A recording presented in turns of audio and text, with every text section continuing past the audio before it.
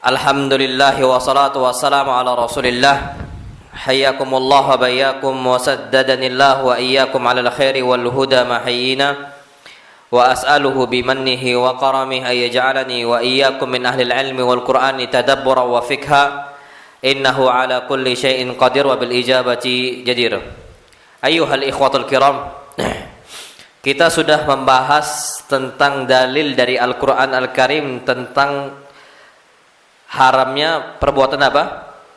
Bid'ah. Taib, sekarang ke sunnah Nabi kita Muhammad sallallahu alaihi wasallam.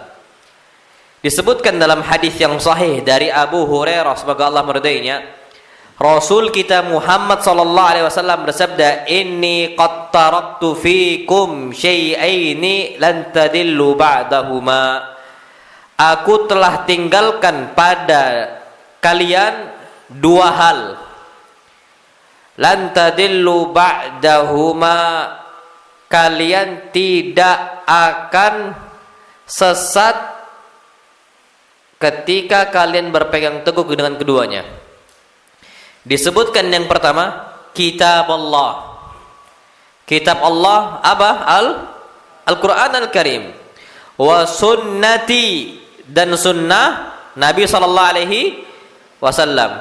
Makanya Masya Allah, kita ini ahlu sunnah wal jamaah, pemahamannya salaful ummah, itu pedomannya Al-Quran dan sunnah di mana-mana, sampai pondok pesantren, lembaga pendidikan, semua, selama mereka berpegang teguh dengan salaful ummah, mau nggak mau kitab Allah wa sunnati. Walan yatafarraqa hatta yarida alayyal haud. Mereka itu tidak akan berpisah sampai keduanya itu berjumpa di telaga Nabi kita Muhammad sallallahu alaihi wasallam. Sampai Masya Allah, perkara bid'ah ini perkara yang keras diperangi oleh Nabi kita Muhammad sallallahu alaihi wasallam. Sampai disebutkan oleh Jabir ibn Abdullah, dia mengatakan, kana Rasulullah sallallahu alaihi wasallam idza khataba ihmarrat ainah. Nabi sallallahu alaihi wasallam kalau khutbah, maka beliau itu matanya memerah. Maksudnya berapi-api gitu loh. Bukan matanya lesu, sayu. Itu buat orang malah apa, ngantuk. Ihmarrat ainah gitu loh. Matanya itu sampai Masya Allah merah, mata kedua Nabi kita sallam. Wa ala sautuhu, dan suara Nabi kita Muhammad SAW itu meninggi, melengking gitu loh. Melengking kalau bisa. Untuk pertama mungkin susah, tapi kalau udah lama kelamaan insya Allah bisa. Ada salah satu ikhwan ngomong, Ustaz, antum tuh kalau khutbah dari awal itu sampai ngangkat suara itu apa nggak habis suaranya? Allah alam. Karena udah biasa untuk apa? Melengking.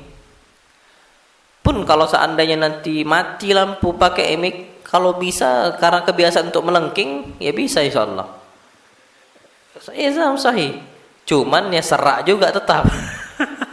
Cuman harus bisa sampai ke belakang, gimana posisinya orang belakang tuh dengar. Nah, itu dia kondisinya. Itu Nabi kita Muhammad sallallahu alaihi wasallam. Hatta ka'annahu mundhur jaysh. Sampai Nabi kita Muhammad SAW itu seakan-akan seorang yang mengingatkan sebuah pasukan yang hendak berperang.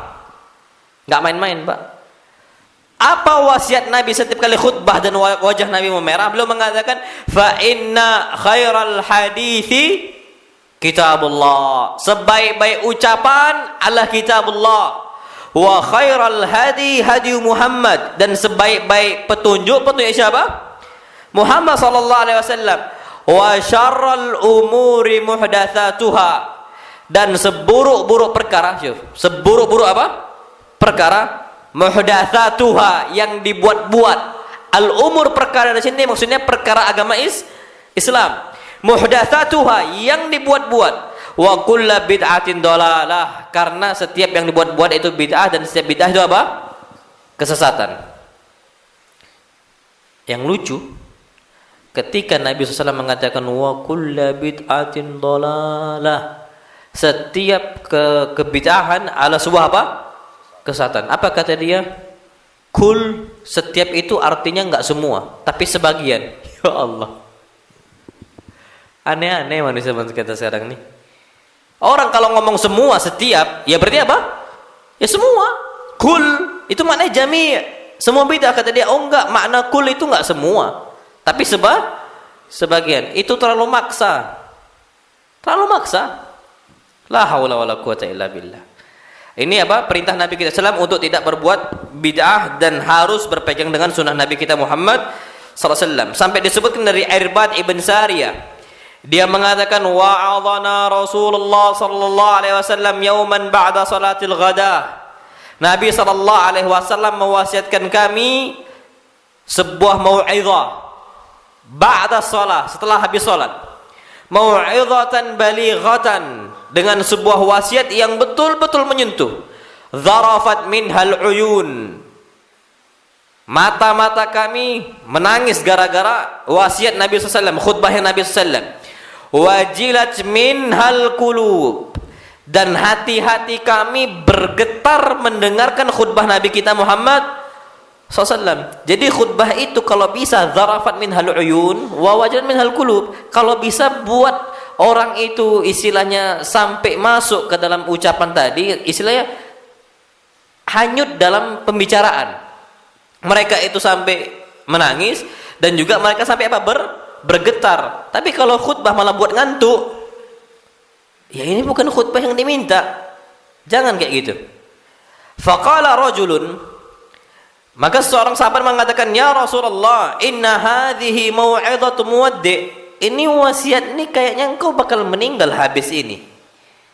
Famadza ta'had ilaina ya Rasulullah? Terus apa yang kau perintahkan untuk kami ya Rasulullah? Syufa, Nabi SAW diketahui oleh para sahabatnya ini ada tanda-tanda bahwa bakal mau meninggal. Kata para ulama ini namanya firasat. Apa firasat? Wa inna firasatal mu'min la musibah. Sesungguhnya firasat orang mukmin itu sering sekali ngena. Betul. Sebagaimana firasatnya Umar bin Al-Khattab. Ma'ruf ini Pak, beberapa kejadian firasatnya Umar bin Khattab itu kejadian.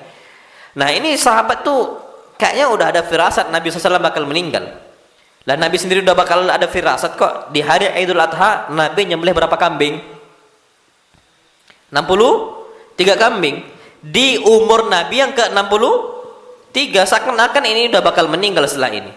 Makanya apa yang kau perintahkan kepada kami ya Rasulullah? Qala usikum bitaqwallah. Aku wasiatkan kalian untuk bertakwa kepada Allah Subhanahu wa taala. Was-sam'i wat-ta'ah, dan dengar pemerintah dan juga taat kepada pemerintah. Bukan cuma pemerintah, atasan semuanya. Istri ke suami, rakyat ke pemimpin atau pemerintah, karyawan ke bos, anak ke bapak dan ibu, dan seterusnya. Wa in abdun habasyiyun, walaupun yang jadi pemerintah untuk kalian adalah seorang budak dan dari kalangan apa? Habasyah. Syufa. Coba anda perhatikan. Wa in abdun habasyi, walaupun yang jadi pemerintah bagi kalian, pemimpin bagi kalian itu seorang budak dan juga habasyi dari kalangan Habasyah.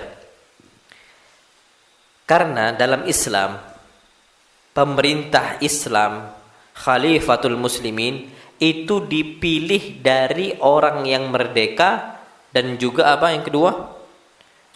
Merdeka dan juga yang kedua orang Quraisy. Itu aslinya. Abu Bakar Quraisy, Umar Quraisy, Utsman suku apa?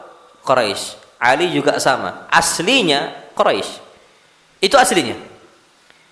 Tapi apa kata Nabi SAW? Wa in abdun habasyiyun. Tapi kalau yang jadi pemimpin bagi kalian yang naik ternyata adalah seorang budak dan juga dari kalangan Habasyah, taati tetap.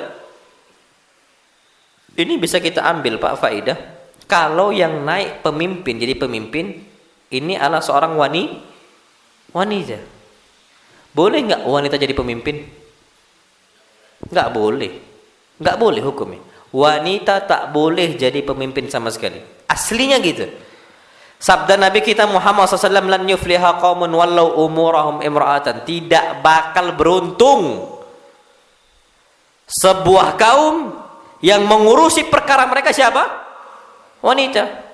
Nggak bakal beruntung. Wallau umurahum imra'atan. Yang ngurusi perkara-perkara mereka, yang jadi pemimpin untuk mereka lah wanita. Mereka nggak bakal beruntung. Tapi kapan naik, wajib nggak taat? Wajib. Boleh nggak tuh merontak? Presiden kita yang keberapa itu? Boleh nggak tuh merontak? Nggak boleh. Karena dia sudah sah menjadi pemimpin. Wa in abdun, sama budak ini dimiliki oleh siapa? Tuannya.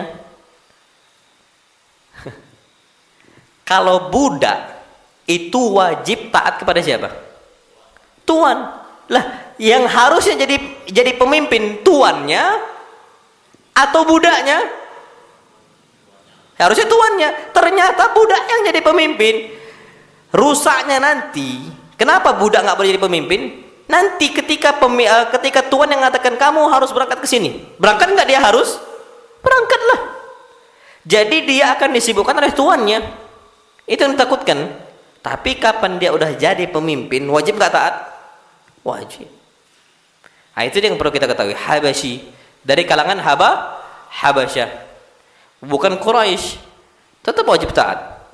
Apa kata beliau? Fa innahu man ya'ish minkum yara ikhtilafan katsira.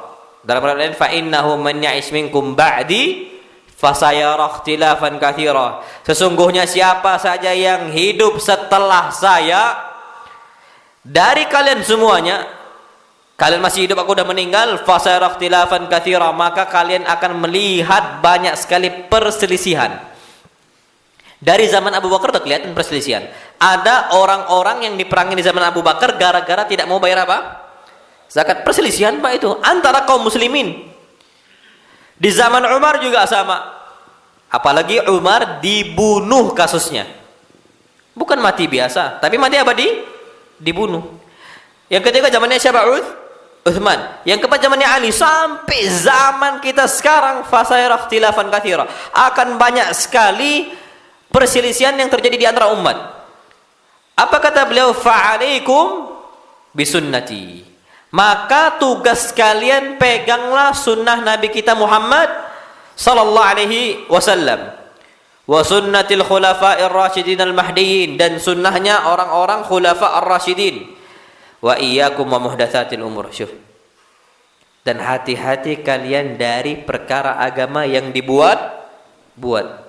Fa innaha dhalalah, karena dia adalah sebuah kesesatan. Perkara ibadah nggak pernah dikerjakan oleh Nabi sallallahu alaihi wasallam, dibuat, diperbarui. Maka ini apa? Fa innaha dhalalah. Ini sebuah apa? Kesesatan.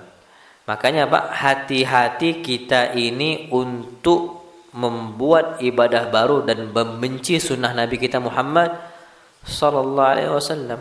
Banyak udah sekarang. Kapan sunnah Nabi tak suka, kapan bid'ah suka. Antum tahu orang yang acara tahlilan, kenduri kematian,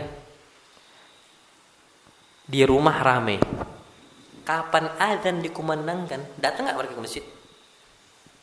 Faktanya yang terjadi di lapangan ini, ikhwan banyak cerita, tak sholat. Kalau masih sholat di rumah masih enak. Apa? Tak sholat. Yang sunnah berangkat ke masjid, yang sunnah Nabi loh ya, yang hukumnya wajib, berangkat ke masjid. Yang sunnahnya nggak suka, yang bid'ahnya apa? Suka. Dan itu terjadi. Kumpul rame-rame, masya Allah, rame-rame berjamaah itu Pak, acara bid'ah, acara sunnah. Yang mana hukumnya ini bukanlah cuma sekedar sunnah Nabi, tapi hukumnya bahwa wajib berangkat ke masjid untuk menunaikan sholat 5 waktu. Datang dia. Dan inilah jatuh kepada hadis Nabi kita Muhammad SAW, man raghiba an sunnati falaysa minni. Siapa yang benci sunnah saya, maka dia bukan bagian dari umat saya. Ini apa? Peringatan dari Nabi kita Muhammad sallallahu alaihi wasallam. Nah, taib. Itu yang perlu kita perhatikan. Jadi banyak sekali ancaman dari Nabi kita sallam untuk menjauhi apa? Kebid'ahan. Taib. Lawan dari bid'ah itu apa? Sunnah. Tauhid lawannya syirik, syirik lawannya tauhid. Bid'ah lawannya sunnah, sunnah lawannya apa? Bid'ah. Kita Pak, biar lebih jelas untuk mengetahui sesuatu, lihatlah lawannya. Sampai kata para ulama, fa inna yudhiru diddahu yudhiru husnahu diddu gitu. Anda lupa awal lagi mana. Yang jelas sesuatu hal jika disandingkan dengan lawannya, maka suatu hal tersebut akan menjadi jelas, nyata gitu loh. Kita mengetahui bid'ah juga harus mengetahui lawannya biar makin jelas. Jadi nggak bisa orang mengatakan, oh kajian itu jangan bahas syirik, tauhid aja. Nggak mungkin. Kalau bahas tauhid pasti terbahas apa? Syirik. Jangan bahas bid'ah-bid'ah, bahas yang sunnah-sunnah aja. Nggak bisa. Kalau bahas sunnah pasti terbahas apa? Bid'ah. Oh, ajak orang kepada kebaikan-kebaikan. Gak bisa. Kalau bahas kebaikan juga terbahas apa? Keburukan. Ayo kita ke masjid semuanya. Lawannya apa? Jangan tidur-tiduran di rumah. Kan mau gak mau bahas. Makanya kata para ulama, gak mungkin suatu hal kita itu kecuali membahas lawannya. Untuk apa? Untuk makin jelas hal ini. Makanya kita perlu tahu juga apa maksud dari sunnah Nabi kita Muhammad sallallahu alaihi wasallam. Disebutkan, Mbak, kalau dia mengatakan oh ini sunnah, oh ini sunnah, oh ini sunnah, maksudnya qaulun Nabi sallallahu alaihi wasallam. Ucapan Nabi kita Muhammad sallallahu alaihi wasallam, wa fi'luhu dan perbuatannya, wa takriruhu dan persetujuannya. Kalau ada ucapan, kalau ada perbuatan, kalau ada persetujuan, maka disebutkan ini apa? Sunnah. Karena ambil contoh. Walaupun nanti hukumnya berselisih, berbeda-beda. Sunnah Nabi ada hukumnya wajib, sunnah Nabi ada hukumnya sunnah, sunnah Nabi ada hukumnya mubah. Yang jelas itu ucapan Nabi, perbuatan Nabi, sama persetujuan Nabi kita Muhammad SAW. Jadi kalau orang ada ngomong, oh ini sunnah Nabi, maksudnya pernah dikerjakan oleh siapa? Nabi. Oh ini sunnah Nabi, pernah diucapkan oleh Nabi. Karena ada sunnah Nabi yang Nabi nggak pernah kerjakan. Sunnah apa itu namanya? Sunnah. Hukumnya sunnah. Lah hukumnya wajib pun. Dia ini satu hal sunnah Nabi, tapi Nabi nggak pernah kerjakan. Apa itu? Adzan. Pernah nggak Nabi adzan? Nggak pernah. Sunnah nggak adzan itu? Sunnah Nabi hukumnya wajib. Nabi nggak pernah kerjakan, tapi wajibnya itu fardu ain atau fardun kifai namanya. Ini Pak kata para ulama, adzan ini sunnah Nabi, tapi sunnah dalam bentuk apa? Ucapan bukan perbuatan. Aja dia. Ada juga sunnah Nabi kita Muhammad sallallahu alaihi wasallam yang Nabi nggak kerjakan. Selain itu apa lagi? Hah? Salat sunnah? Nabi kerjakan. Salat sunnah wudhu Nabi kerjakan. Hah? Tahiyatul Nabi kerjakan tahiyatul masjid. Berenang. Nabi SAW nggak pernah berenang. Mau laut merah Pak? Nggak pernah Nabi SAW. Nabi nggak pernah berenang. Antum ceklah kitab manapun, sirah manapun, Nabi SAW tidak pernah jumpa laut. Yang jumpa laut itu para sahabatnya. Nabi SAW nggak pernah. Sallallahu alaihi wasallam. Ini sunnah Nabi. Sunnah Nabi yang hukumnya sunnah. Jadi perbuatan Nabi atau ucapan Nabi atau ini persetujuan Nabi. Contoh persetujuan Nabi, makan dob. Dob itu biawak, bukan biawak kita. Biawak apa? Padang pasir gurun. Biawak kita kalau makan ayam haram hukumnya. Ayam tetangga diambil sama siapa? Sama biawak. Bukan pencuri yang ngambil. Hilang, dimakan sama siapa? Biawak. Biawak yang makan. Biawak ini hukumnya halal atau haram? Haram. Dia buas menerkam, yang kedua memiliki apa? Taring, haram. Nggak sah kita makan biawak. Tapi kalau biawak bob, biawak gurun pasir gitu loh ya, istilah yang ada di Timur Tengah sana, hukumnya halal. Dia nggak makan itu, Pak. Dia bukan nerekam, bukan yang hewan nerekam bahaya, enggak, sama sekali enggak. Ini kata para ulama. Nabi SAW ketika dihidangkan, Nabi nggak makan SAW. Apa kata Nabi? La akuluhu wa la uharrimuhu. Aku nggak makan ini, tapi juga aku nggak mengharamkan. Sunnah nggak itu? Sunnah, persetujuan. Hukumnya mubah. Nah itu kata para ulama. Jadi sunnah Nabi SAW adalah apa yang diucapkan oleh Nabi, apa yang dikerjakan oleh Nabi, apa yang disetujui oleh Nabi kita Muhammad SAW. Contohnya salat sunnah wudu itu persetujuan plus perbuatan. Persetujuan plus apa? Perbuatan. Dan ini yang perlu kita ketahui. Nah, ketika tidak pernah dikatakan oleh Nabi, nggak pernah dikerjakan oleh Nabi kita sallam, dan juga tidak pernah dapat persetujuan dari Nabi, hukumnya apa? Bid'ah. Itu yang perlu kita ketahui. Nah, jadi Pak, Masya Allah, sesuatu hal tersebut perlu kita fahami bahwasanya sunnah Nabi SAW itu cuma berputar pada 3 hal tadi. Itu saja. Makanya kalau ada orang yang mengatakan, ya akhi, ayo tahlilan, tanyakan, pernah nggak Nabi kerjakan? Oh, enggak pernah. Pernah nggak Nabi ngomong, anjurkan? Oh, nggak pernah. Nabi setujui nggak? Oh, nggak pernah. Bid'ah akhi. Apa hukumnya? Bid'ah. Udah jelas seperti itu. Baik. Nah, orang-orang berpegang teguh dengan sunnah namanya ahlus sunnah. Inilah ahlus sunnati wal jamaah. Sekarang istilah ahlus sunnah wal jamaah itu diperebutkan sampai oleh orang-orang apa? Ahlul bidah. Orang ahlul bidah mengatakan kami ini ahlus sunnah, kalian ini wahabi, kami ini aswaja katanya. Aswaja itu apa? Ahlul Nah, mereka mengatakan kami ini ahlu sunnah wal jamaah. Nah, kalau kita merujuk kepada penjelasan para ulama zaman dulu, siapa ahlu sunnah wal jamaah? Rujuklah kepada ulama zaman dulu. Jangan ulama zaman sekarang. Zaman apa? Dulu. Syuf, perhatikan. Al-Imam Ibnu Hazm Al-Zahiri rahimahullah, beliau menjelaskan siapa ahlu sunnah wal jamaah. Beliau mengatakan wa ahlu sunnah alladzina nadhkuruhum. Ahlu sunnah yang kami sebut adalah ahlul haq. Mereka orang-orang berpegang teguh dengan apa? Al-haq, kebenaran.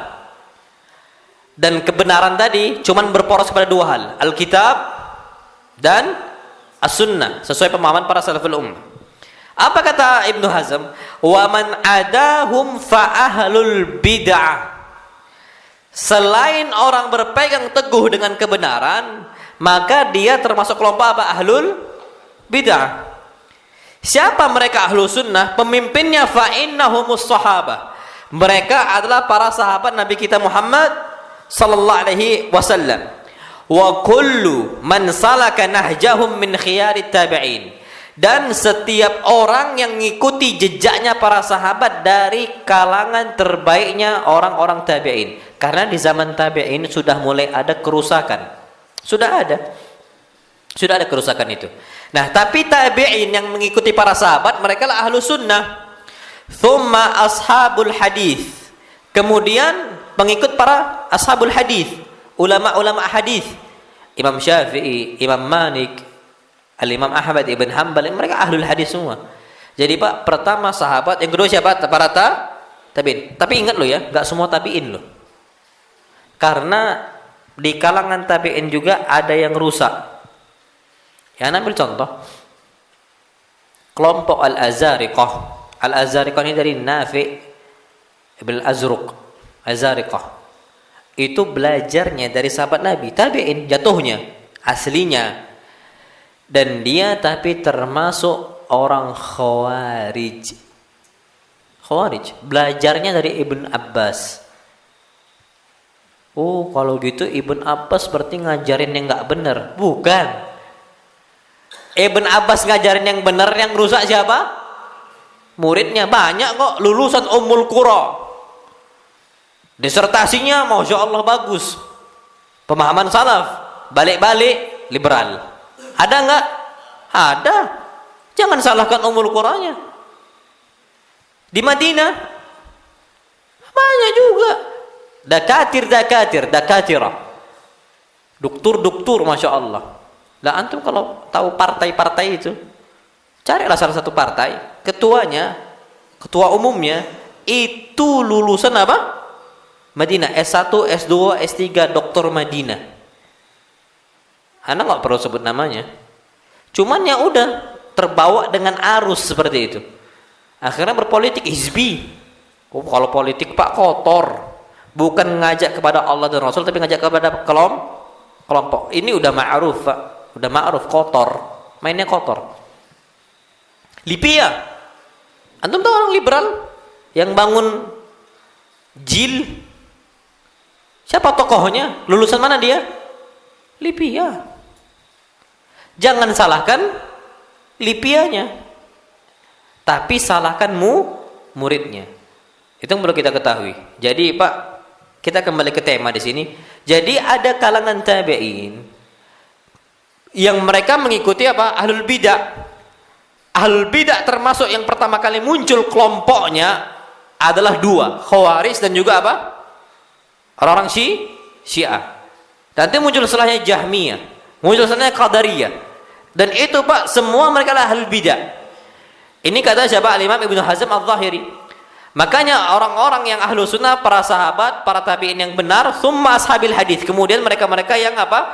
Berpegang teguh dengan hadis Nabi kita Muhammad sallallahu alaihi wasallam. Wa man ittaba'ahum minal fuqaha, dan para pengikut-pengikut mereka dari kalangan ahli fikih.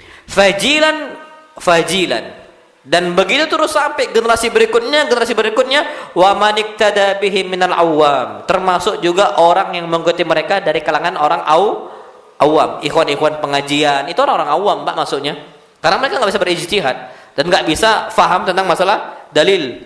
Tapi mereka ngikuti ahlu sunnah wal jamaah fi syarqil ardi wa gharbiha rahmatullah alaihim, baik mereka di timur bumi ataupun di barat bumi, semoga Allah merahmati mereka semua. Ini kata Ibnu Hazm. Jadi pemimpinnya adalah sahabat, tabi'in, dan para pengikut ashabul hadis dan seterusnya, orang-orang yang mengikuti mereka dengan cara yang benar. Wallahu alam bissawab. Baik. Al-Imam Al-Jauzi rahimahullah juga mengatakan tentang masalah ahlu sunnah wal jamaah. Mereka, apa kata Ibnu Jauzi? Wala raiba anna ahlan naql. Tidak diragukan lagi bahwasanya para ulama ahlun naql yang selalu menukilkan ayat Al-Quran dan juga hadis. Ahlun naql ini disebutkan untuk orang-orang selalu mengikuti dalil. Dalil. Itu namanya ahlun naql, suka menukilkan gitu loh. Mereka nggak ngikuti madhab. Mereka bermadhab, tapi bukan membabi buta dengan madhab. Mereka bermadhab Hambali, ada bermadhab Syafi'i. Tapi kapan Imam Syafi'i tolak belakang dengan hadis, mereka tinggalkan Imam Syafi'i dan mereka kembali kepada sunnah Nabi kita Muhammad SAW. Jadi kata Ibnu Jauzi, mereka lah ahlun naql yang selalu pakai dalil. Yang pertama, wal athar, pakai hadis dan riwayat. Athar ini riwayat dari sahabat Nabi kita Muhammad SAW. Al-muttabi'ina athara Rasulullah SAW, yang selalu mengikuti jejaknya Nabi kita Muhammad SAW. Wa athari ashabihi, dan juga athar jejak para sahabat-sahabat Nabi kita Muhammad SAW. Hum ahlu sunnah, mereka adalah ahlu sunnah wal jamaah. Jadi Pak, mau nggak mau kita ini adalah orang yang ngikuti dalil. Jadi jangan sumpek kalau kita tanya ada nggak dalilnya. Loh, kan perintah Allah, kul hatu burhanakum in kuntum shadiqin, kasihlah bukti kalian. Dalil kan bukti. Dalil itu artinya bukti. Kul hatu burhanakum, sini kasih dalil antum in kuntum shadiqin, kalau kalian itu memang jujur. Kalau kalian memang benar, sini kasih dalilnya. Kalau nggak ada, ya gimana kita mau ngikuti? Itu maksudnya. Jadi mereka adalah para ulama-ulama yang serius memegang sunnah Nabi kita Muhammad sallallahu alaihi wasallam. Taib. Kemudian apa yang dimaksudkan dengan bid'ah? Nah, ini dia. Jadi sunnah sekarang apa lawannya? Bid'ah. Perhatikan Pak di sini. Al-Imam Syekh Muhammad ibn Shalih Al-Utsaimin mengatakan bid'ah adalah ma uhditsa fid din. Ini kata para ulama. Bid'ah ma uhditsa fid din, yang dibuat satu hal baru dalam urusan agama. Ala khilafi ma kana alaihi Nabi sallallahu alaihi wasallam, yang menyelisihi Nabi kita Muhammad sallallahu alaihi wasallam wa ashabuhu, dan menyelisihi para sahabat Nabi kita Muhammad sallallahu alaihi wasallam min aqidatin aw amalin, dari akidah, keyakinan ataupun amalan. Contoh, keyakinan orang bahwasanya Nabi Khidir masih hidup dan mampu menyelamatkan umat manusia. Lah kalau Nabi Khidir masih hidup, Nabi sallallahu alaihi wasallam ataupun Nabi Khidir harusnya saling sowan. Ya kan? Apalagi Masya Allah, nanti Nabi Khidir bisa di sini, tiba-tiba nanti tengoklah jam berapa lagi ada yang ngaku di sana. Jadi di mana-mana Nabi Khidir itu. Kalau memang betul seperti itu, harusnya terjadi perjumpaan antara Nabi kita Muhammad SAW dengan Nabi siapa? Khidir. Ternyata tidak ada riwayatnya. Nggak ada.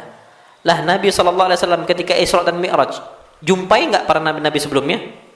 Jumpailah. Nabi Ibrahim jumpa, Yahya jumpa, semua jumpa. Dan ini mau nggak mau, kalau Nabi Khidir memang masih hidup, harusnya jumpa. Ternyata tak jumpa.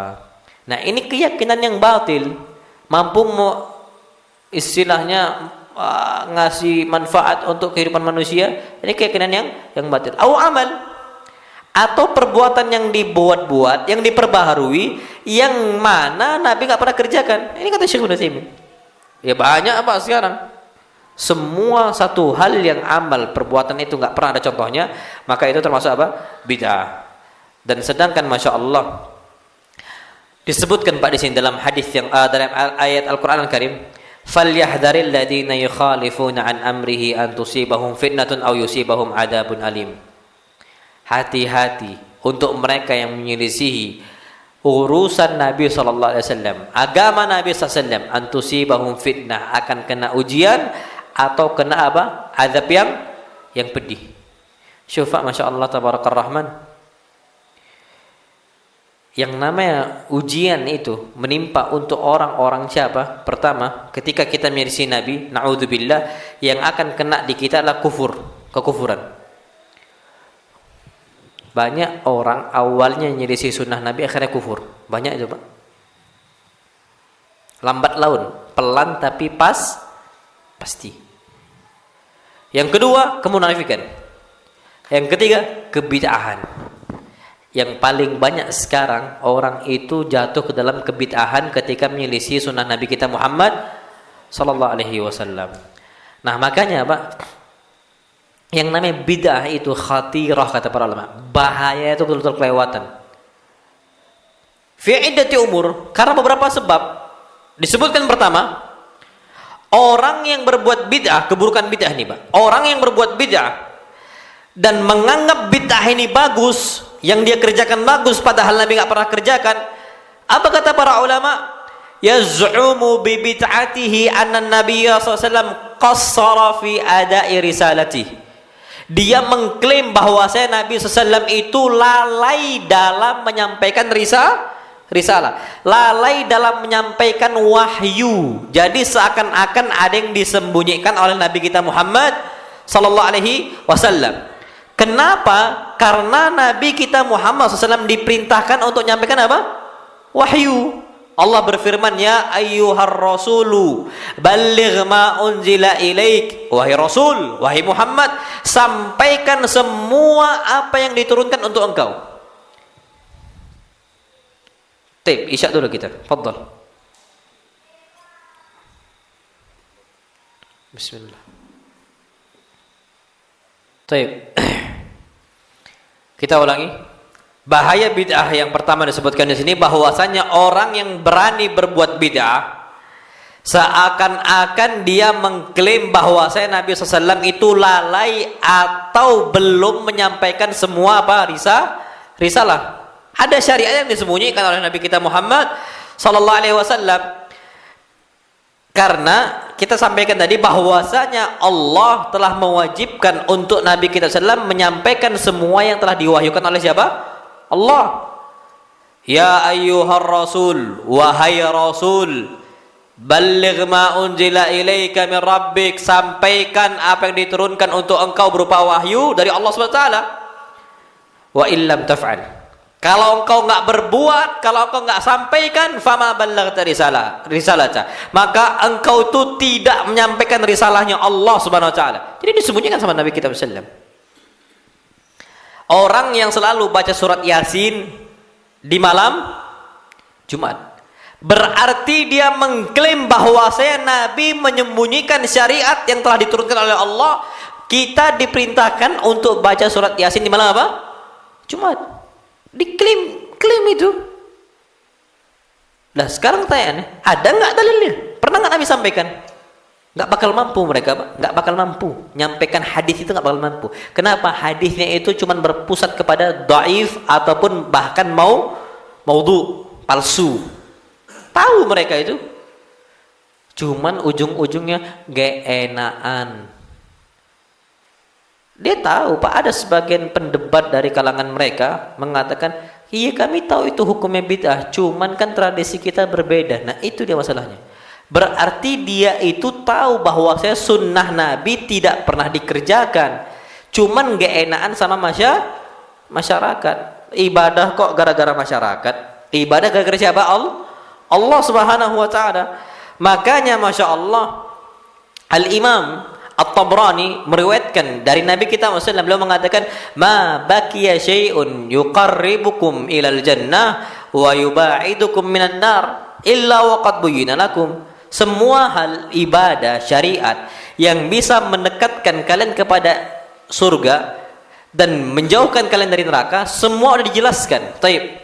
Antum tanya sekarang, untuk orang-orang berbuat bid'ah, baca surat Yasin malam Jumat bisa nggak mendekatkan diri kepada Allah Subhanahu wa taala, dan bisa nggak dia itu memasukkan ke dalam surga? Kalau dia jawab iyalah, jelas pasti ya, mereka kerjakan itu karena ada keyakinan bisa masuk surga gara-gara ibadah baca surat apa ya? Yasin malam Jumat. Baik, kalau memang iya, maka apa kata Nabi kita sallallahu alaihi wasallam? Baqiya syai', tidak ada satupun hal yang tersisa dalam Islam yang yuqarribukum minal jannah, yang mendekatkan diri kalian kepada surga dan menjauhkan kalian dari neraka, kecuali qad buyyina lakum, udah jelaskan untuk kalian. Sekarang pertanyaannya, ada nggak penjelasan Nabi tentang surat Yasin di malam? Tidak ada. Berarti tidak termasuk sunnah. Artinya bid'ah. Kalau surat Al-Kahfi ada dalilnya.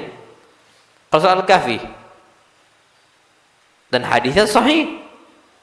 Nabi kita Muhammad sallallahu alaihi wasallam diriwayatkan dari Abu Sa'id Al-Khudri, hadisnya sahih mauquf. Nabi kita sallallahu mengatakan, man qara'a surat Al-Kahfi lailatul Jum'ah, yang membaca surat Al-Kahfi di malam Jumat, adha'a lahu ma bainal jum'atain, maka Allah akan berikan dia itu cahaya di antara dua Jumat. Hadisnya sahih. Dan banyak sekali ulama yang mensahihkannya.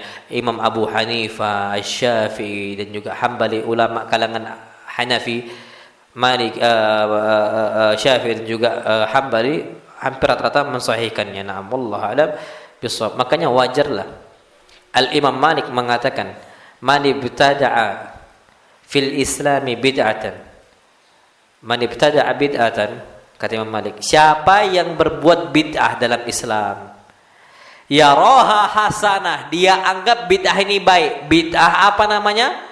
Hasanah. Imam Malik udah ngomong loh ya. Dari dulu Imam Malik ngomong. Yang mengatakan ini baca surat Yasin malam Jumat bid'ah hasanah, katanya. Tayyib. Balik lagi Imam Malik. Ulama hadis zaman dulu, Masya Allah. Beliau mengatakan, man ibtada' fil islami bid'atan, yang melakukan sebuah bid'ah, ya roha hasanah, dia anggap itu hasanah baik. Faqad za'ama anna Muhammadan SAW khanar risalah, berarti dia menganggap bahwasanya Nabi kita Muhammad SAW telah berkhianat dalam menyampaikan apa? risalah syariat Allah Subhanahu wa taala. Karena Allah telah mengatakan al-yauma akmaltu lakum dinakum. Pada hari ini telah aku sempurnakan bagi kalian apa? Agama kalian. Kalau masih ada yang ditutupi berarti belum sempurna. Berarti Nabi sembunyikan. Yang kedua, konsekuensinya berarti Allah itu ketika menurunkan hari ini telah aku sempurnakan bagi kalian agama kalian, berarti Allah tuh tidak tahu bahwasanya Nabi SAW itu menyembunyikan sebuah syariat. Kenapa langsung disempurnakan? Padahal belum dijelaskan. Berarti Allah tak tahu tentang itu. Bahaya nggak itu, Pak? Bahayalah. Konsekuensi seperti itu, Pak. Maka kita harus berhati-hati. Itu yang perlu kita ketahui. Dan kebid'ahan ini, Pak, tidak ada baiknya sama sekali. Sampai keburukan kebid'ahan yang berikutnya disebutkan adalah orang yang berbuat bid'ah, dia itu seakan-akan adalah seorang yang sah untuk mensyariatkan agama seperti Nabi kita Muhammad sallallahu alaihi wasallam. Karena gini, Pak, kita ini berbuat ibadah itu nunggu titah perintah dari siapa? Nabi kita Muhammad sallallahu alaihi wasallam, nunggu gitu loh, Pak. Kapan ada perintah kerjakan, kapan tak ada maka jangan. Nggak usahlah urusan agama, urusan duniawi. Ada semisal prajurit, ada pemimpinnya, masya Allah, ada pemimpin, ada bawahannya. Dunia militer, boleh nggak para prajurit Pak mengerjakan tanpa ada komando? Mungkin nggak? Nggak mungkin, habis itu, Pak. Mungkin sembarangan berbuat tanpa diperintahkan. Kita tahu itu, Pak. Apalagi urusan apa? Agama. Mau nggak mau nunggu dulu perintah dari Nabi kita Muhammad sallallahu alaihi wasallam. Nah, apa kata para ulama? Orang yang berani berbuat bid'ah dan bahkan mencariatkan orang lain untuk mengerjakan itu, sama saja dia telah memposisikan dia manzilatul mudahil syari. Dia seakan-akan serupa dengan orang yang membuat syariat. Maksudnya orang yang mensyariatkan Nabi kita Muhammad sallallahu alaihi wasallam. Makanya, Pak, masya Allah, orang berbuat bid'ah diancam oleh Allah Subhanahu wa taala. Allah mengatakan dalam Al-Qur'an Karim, am lahum syuraka syara'u minad dini ma lam ya'dan bihillah. Apakah mereka ini memiliki sekutu-sekutu Tuhan-Tuhan syara'u minad din, yang mereka mencariatkan sebuah syariat dalam agama Islam malam ya'dan bihillah, yang mana Allah nggak pernah kasih izin. Berarti, Pak, kalau kita ngikuti seseorang dalam urusan kebid'ahan, berarti seakan-akan kita jadikan ini Tuhan yang berhak untuk mensyariatkan sesuatu hal, mensyariatkan suatu amalan. Bahaya nggak itu, Pak? Bahaya. Sampai Allah mengatakan amlahum syuraka, apakah mereka memiliki sekutu-sekutu? Sekutu, Pak. Seakan-akan ini Tuhan yang berhak untuk mensyariatkan. Jangankan manusia biasa yang mensyariatkan sebuah kebid'ahan, mengatakan sebuah hal yang Allah nggak pernah syariatkan. Nabi saja kalau mau berbuat amalan yang Allah nggak syariatkan, habis Nabi kita sallam.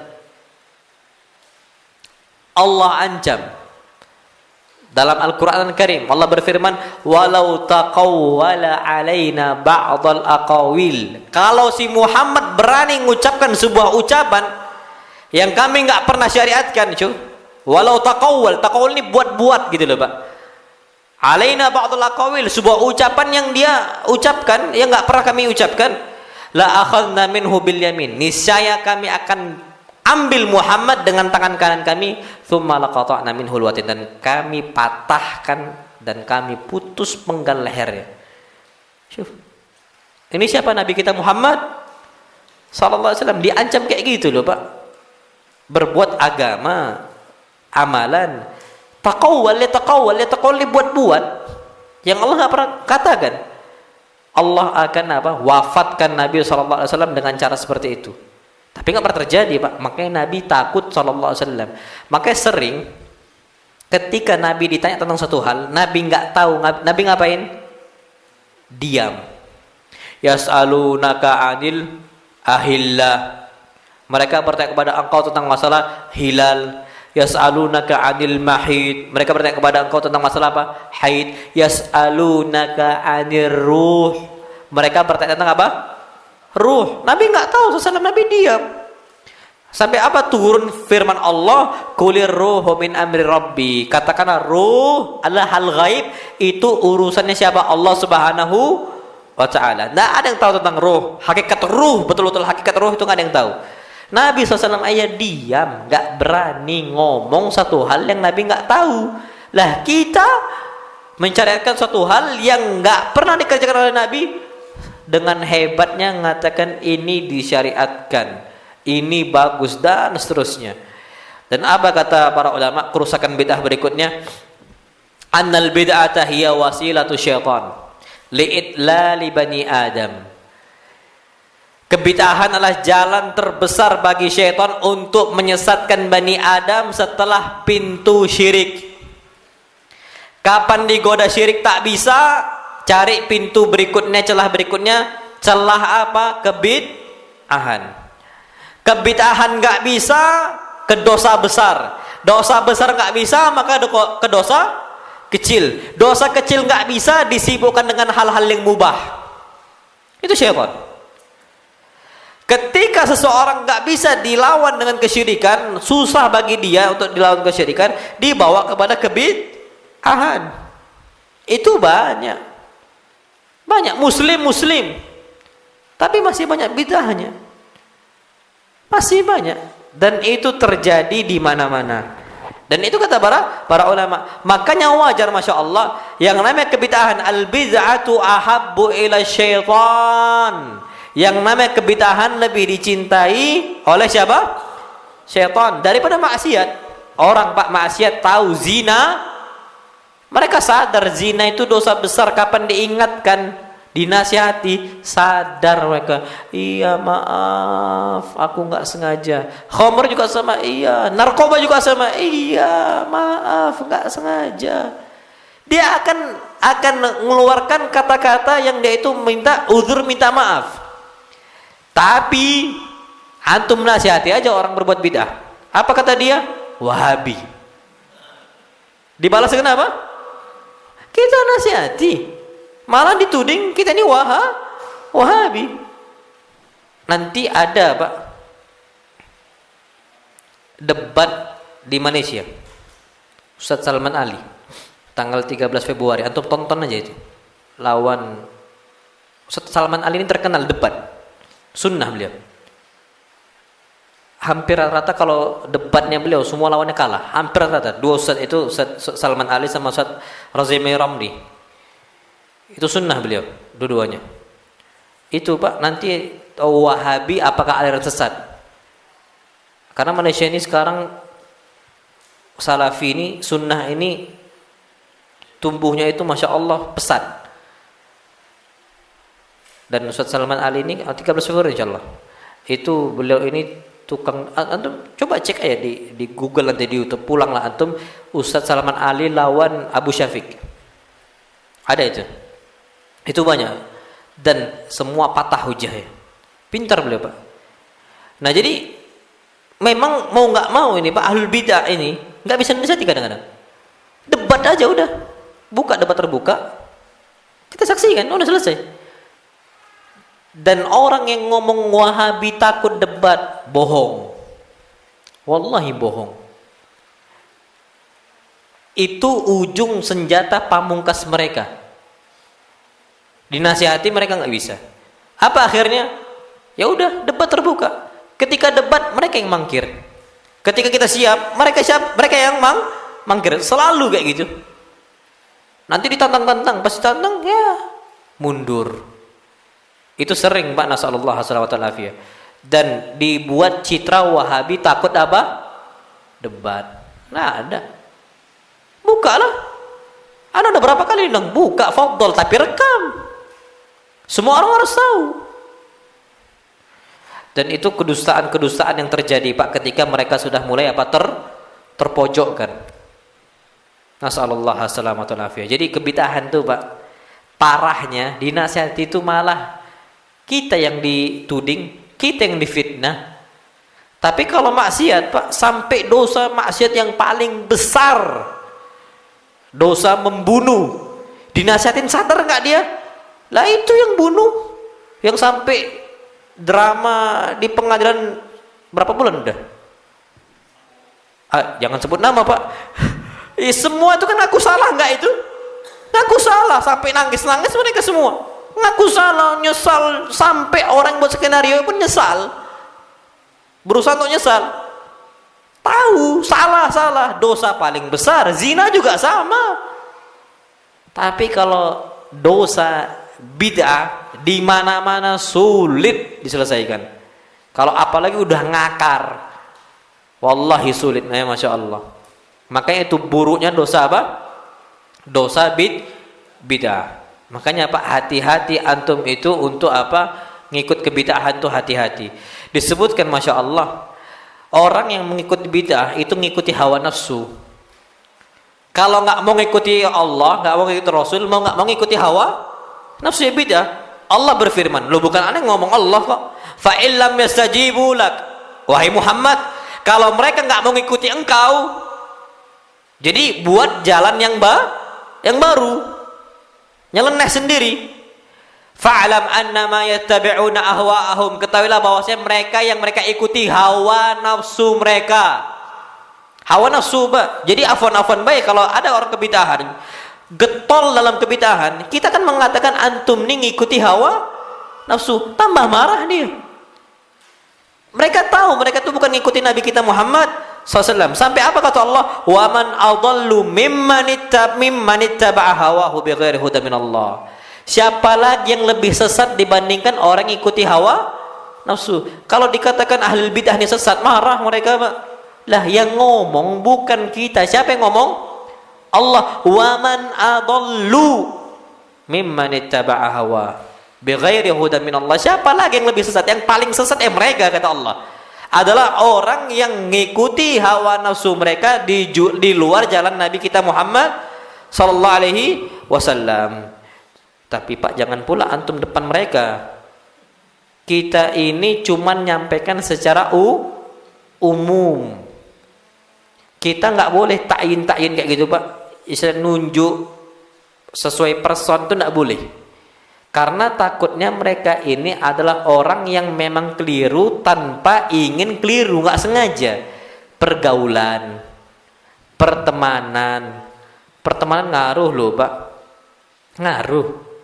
Pertemanan tuh ngaruh. Sampai kalangan ulama yang dulu keras terhadap bid'ah, kapan berteman dengan orang ahli bid'ah, lembut-lembutan, Pak, Masya Allah, akhirnya nggak bakal ngingkari apa kebid'ahan. Itu terjadi di mana-mana. Terjadi. Makanya jangan sampai berteman dengan apa? Ahlul bid'ah. Itu yang perlu kita ketahui. Na'am, wallahu a'lam bishawab. Taib.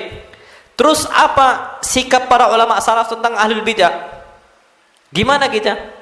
Syufa, ucapan mereka itu banyak sekali tentang ahlul bid'ah. Kita ini ahlus sunnah wal jamaah, kalangan salaful ummah, terhadap ahlul bid'ah mereka itu keras. Contohnya Ibn Umar,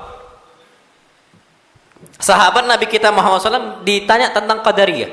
Jadi di zaman Ibn Umar, di zaman sahabat, udah muncul kelompok sesat ahlul bid'ah yang mereka ini adalah kelompok Qadariyah, menolak takdir Allah Subhanahu wa ta'ala.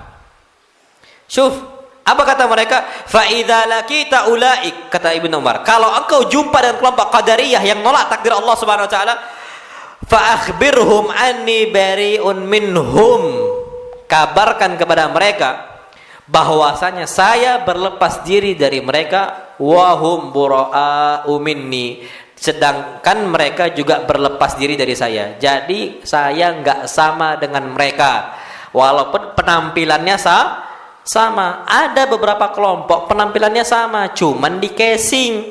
Zaman Qadariyah dulu, Pak, gak ada yang membedakan dengan ahlu sunnah wal jamaah kecuali pemikiran. Tampilan sama. Sekarang aja, Pak, penampilannya khusus.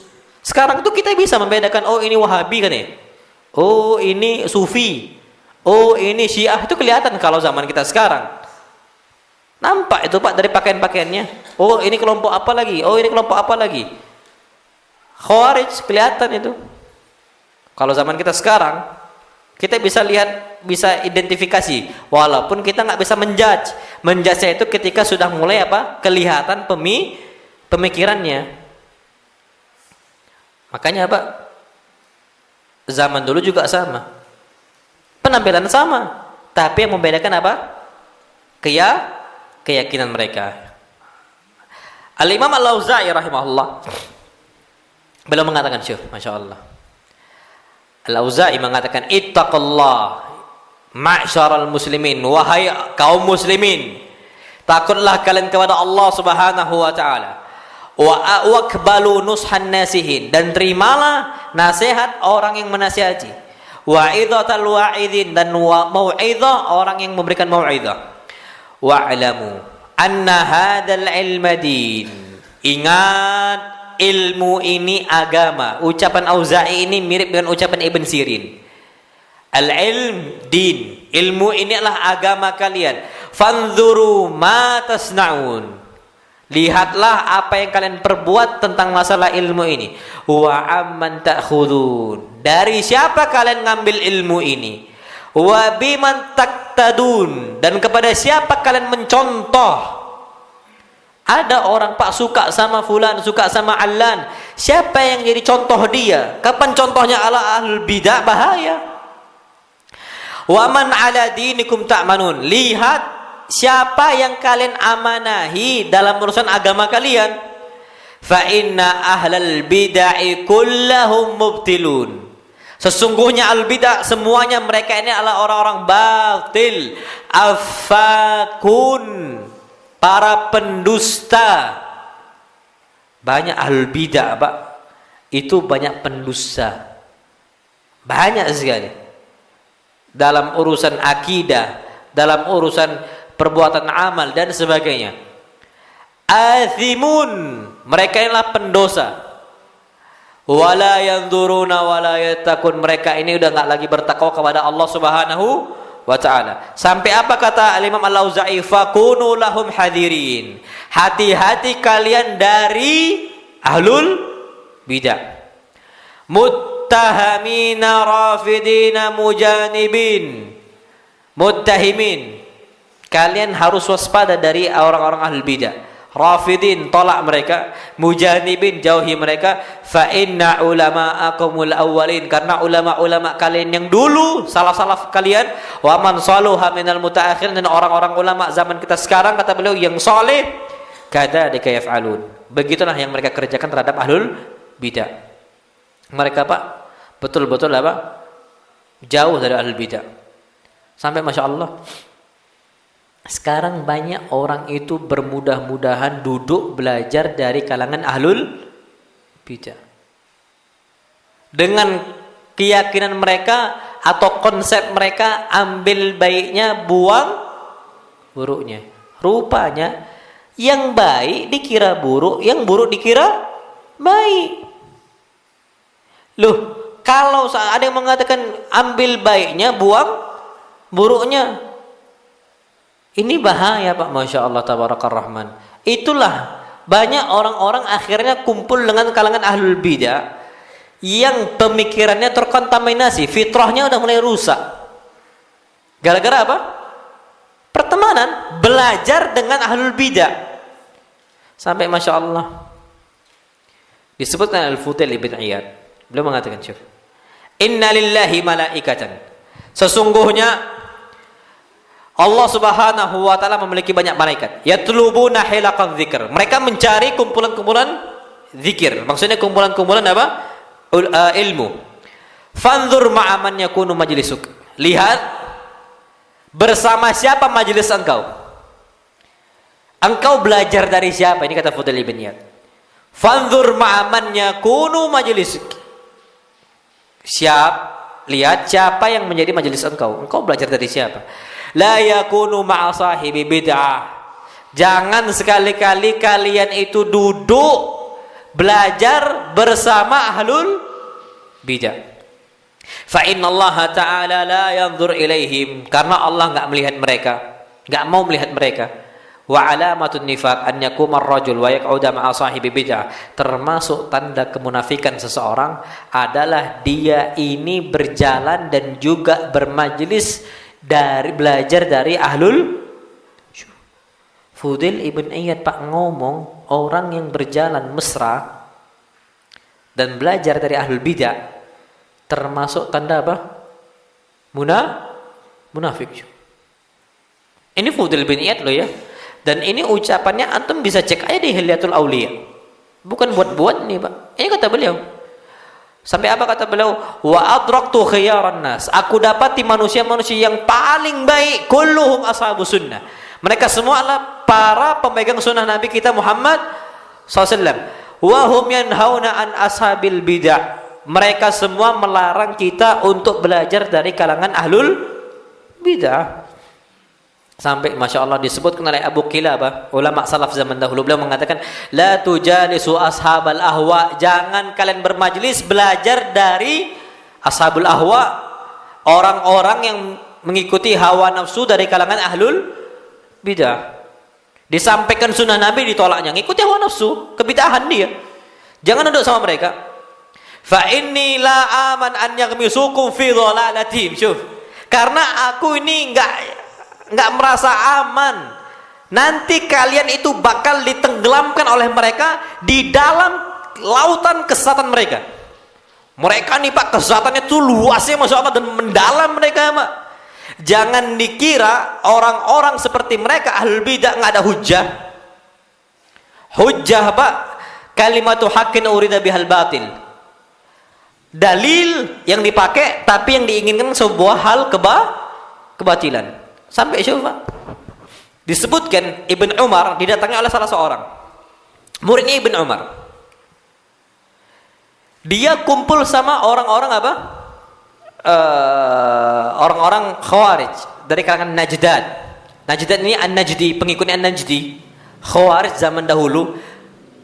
Muridnya Nafi' bin Azruq. Khawarij semua nih, Pak. Duduk sekali.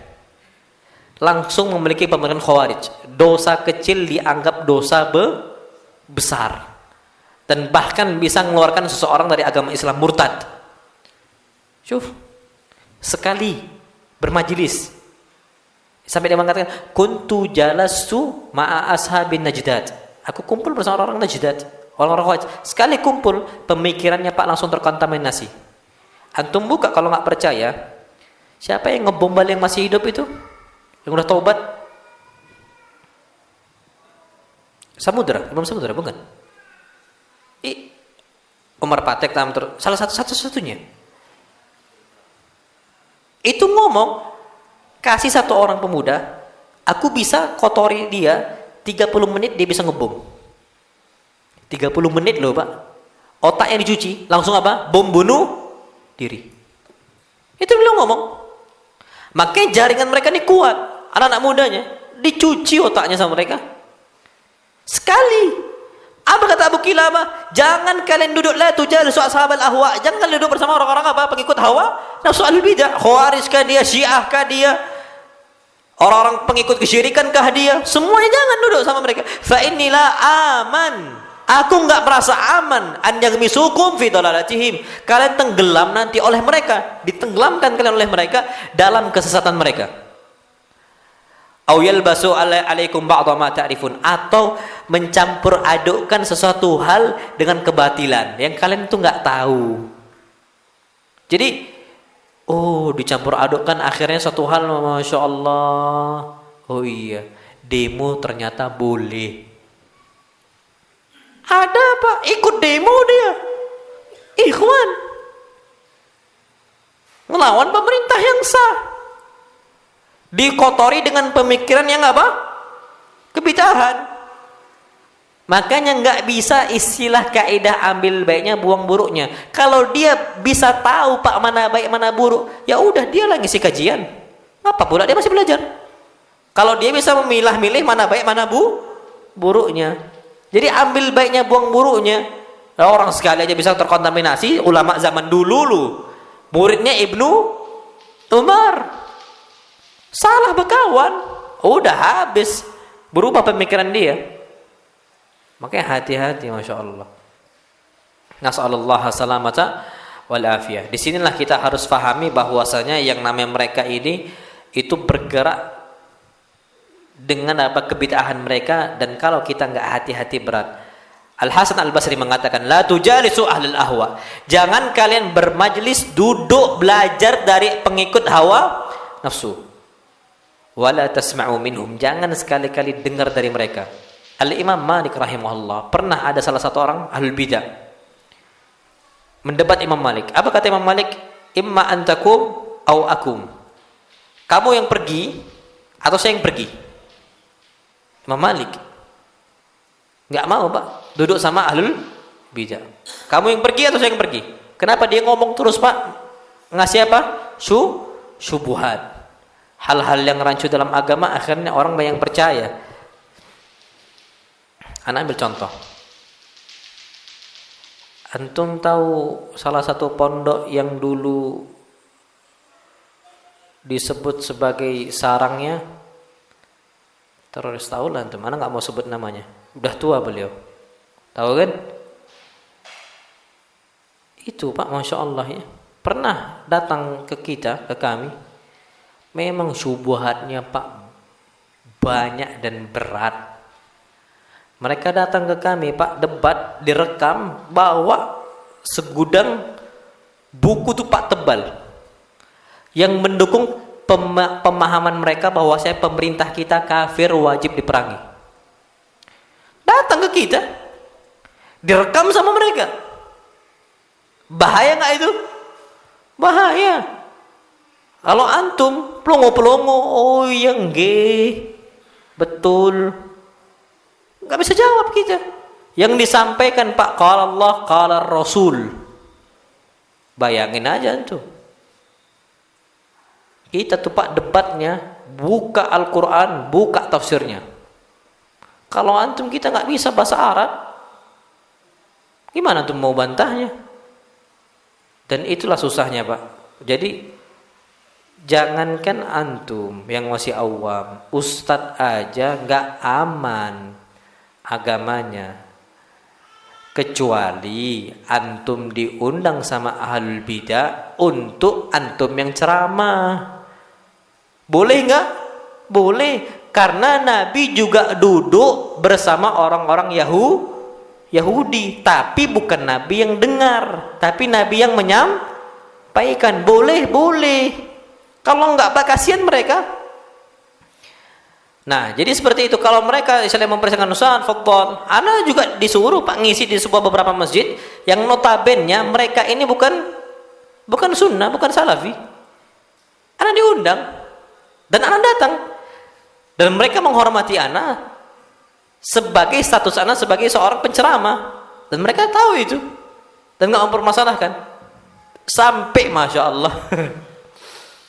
Yang lucunya waktu itu sempat debat habis kajian.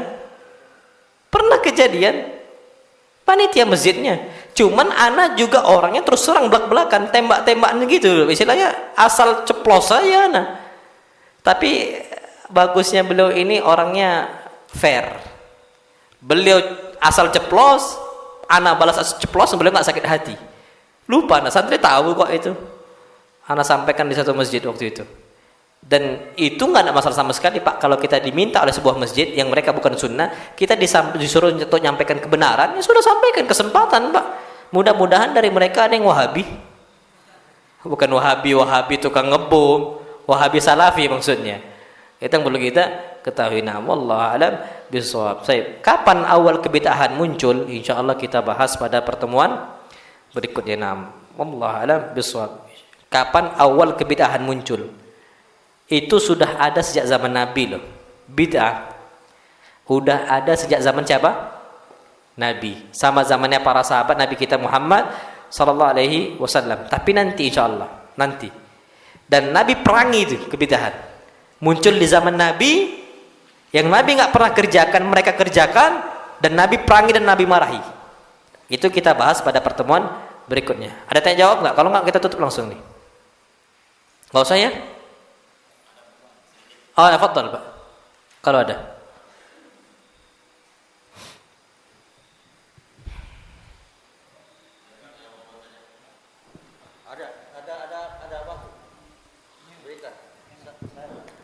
Nah, fadal Pak. Nah. Saya mau bertanya, tadi Ustaz menerangkan bahwa ada di antaranya tabi'in itu yang mungkin tidak bisa kita ambil. Ya. Sementara kita pernah mendengar bahwa ada satu keterangan sebaik-baik turun itu ada 3 generasi. Di antaranya setelah tabi'in. Ada tabi'in, ada tabi'in. Bagaimana kita untuk menentukan dia tabi'in, tapi tidak boleh kita ambil karena dia tidak baik. Jadi sementara perkata Rasulullah, generasi terbaik itu ada di antaranya tabi'in. Tabi'in. Nah, bagaimana nanti kalau kita ketemu seseorang itu, mengambil pendapat dia atau apa yang dilakukan pada zamannya kan? Itu gimana? Baik. Pertama yang perlu kita tahu, jadi yang namanya salaf itu ada salaf yang saleh, ada salaf taleh. Hatta di zaman sahabat, hidup di zaman sahabat, tapi mereka bukan termasuk bagian sahabat. Ada hidup dari kalangan tabi'in, tapi mereka bukan dari kalangan tabi'in. Contohnya, Masya Allah, disebutkan Abdullah bin Ubay bin Salul. Hidup di zaman apa? Sahabat. Tapi mereka ini bukan orang yang bisa diikuti. Karena menyelisih siapa? Nabi kita Muhammad SAW. Kalau kita ngecek terjemahan sahabat, apa arti sahabat? Man lakiyan Nabi SAW, orang yang berjumpa dengan Nabi. Wa amana bihi, dan ngikuti Nabi kita Muhammad SAW, beriman dengan Nabi kita SAW. Wa mata ala dzalik, dan matinya di atas ajarannya Nabi kita Muhammad SAW.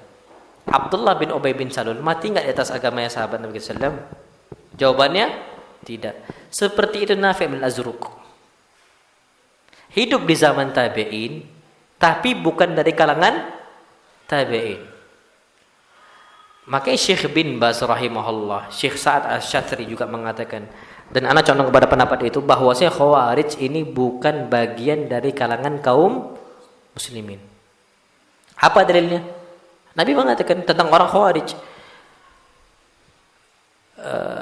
Nabi mengatakan SAW, akan ada di akhir zaman sufaha ahlam. Mereka ini orang bodoh, masih muda. Khawarij ini banyak orang tua atau orang mudanya? Yang suka ngebom ini orang tua atau orang muda? Orang muda. Mereka ini kuat-kuat Pak, Masya Allah, kata Nabi kita SAW. Syuh, Nabi mengatakan yakhrujuna minad dini kama yakhruju sahmu minar ramiyah. Mereka keluar dari agama Islam, orang Khawarij, sebagaimana anak panah keluar dari busurnya. Berarti kata Syekh bin Baz, mereka orang Khawarij murtad. Itu khilaf para ulama. Tapi ala kulli hal pun, kalau mereka muslim, itu bukan muslim yang diikuti. Kenapa? Karena generasi tabi'in itu sudah mulai rusak. Makanya Nabi mengatakan thumma, kemudian yang terbaik setelah mereka. Maksudnya jumlah mayoritas di kalangan tabi'in itu masih banyak yang baik dibandingkan zaman kita sekarang. Tapi ada nggak rusaknya? Ada. Rusaknya itu jangankan di zaman tabi'in, zaman sahabat ada nggak? Ada. Bukan berarti orang semua hidup di zaman sahabat lantas diikuti, bukan. Karena orang yang diikuti itu orang yang mati di atas agama Nabi kita Muhammad SAW. Itulah sahabat yang kita ikuti. Tabi'in juga sama. Wa mata ala dzalik, dia mati di atas agama Nabi kita Muhammad SAW. Maksudnya ajaran syariat Islam. Kapan dia keluar dari situ, maka dia bukan tabi'in yang harus diikuti, tapi hidup di zaman tabi'in. Jadi gitu Pak. Hidup sezaman, cuman bukan mereka tabi'innya. Ngerti sampai sini, ngerti Pak ya? Itu yang perlu kita ketahui. Jadi salaf itu Pak, hidup di zaman salaf. Makanya para ulama itu nggak mencukupkan dengan salaf. Ada tambahannya, salafus salih.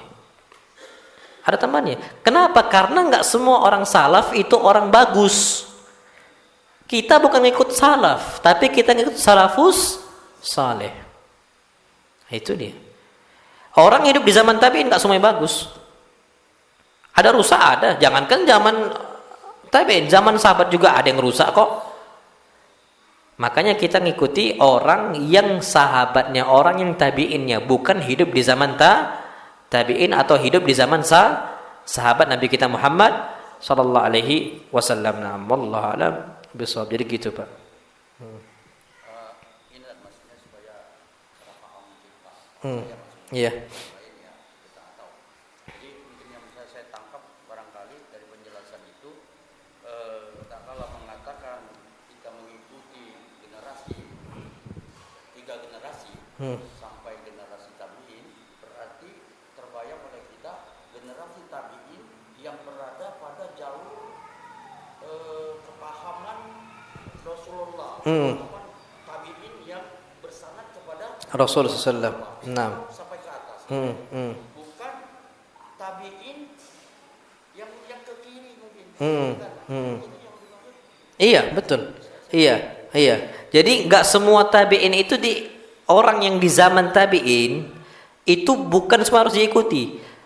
Karena pertanyaannya, apakah mereka ini ngikut Nabi dan mati di atas agama Nabi kita Muhammad SAW? Lah di zaman Abu Bakar itu dulu sahabat, di zaman siapa? Nabi. Sahabat loh mereka. Di zaman Nabi mereka sahabat. Sampai Nabi meninggal. Tapi akhirnya malah mereka nggak mau bayar zakat. Diperangi nggak oleh Abu Bakar? Pertanyaan sekarang, mungkin nggak Abu Bakar memerangi, membunuh sahabat? Mungkin nggak? Jawabannya tidak mungkin. Selesai. Yang mereka hidup di zaman sahabat, tapi mereka ini tak di atas agamanya Nabi kita Muhammad sallallahu alaihi wasallam. Makanya muncullah ada hadis Nabi ketika Nabi nunggu di haud telaga Nabi kita Muhammad sallallahu. Nabi kenal itu orang. Nabi tahu wajahnya. Nabi katakan ummati, mereka itu umat saya. Mereka umat saya, jangan halangi mereka wahai para malaikat. Apa kata Nabi? Innaka la tadri ma ahdatsu ba'dak. Wahai Muhammad, engkau enggak tahu apa yang mereka kerjakan setelah engkau meninggal. Murtad. Apa murtad? Nabi kenal di zamannya, dan ada beberapa dulunya sahabat di zaman Nabi, tapi masuk Islam lagi juga ada.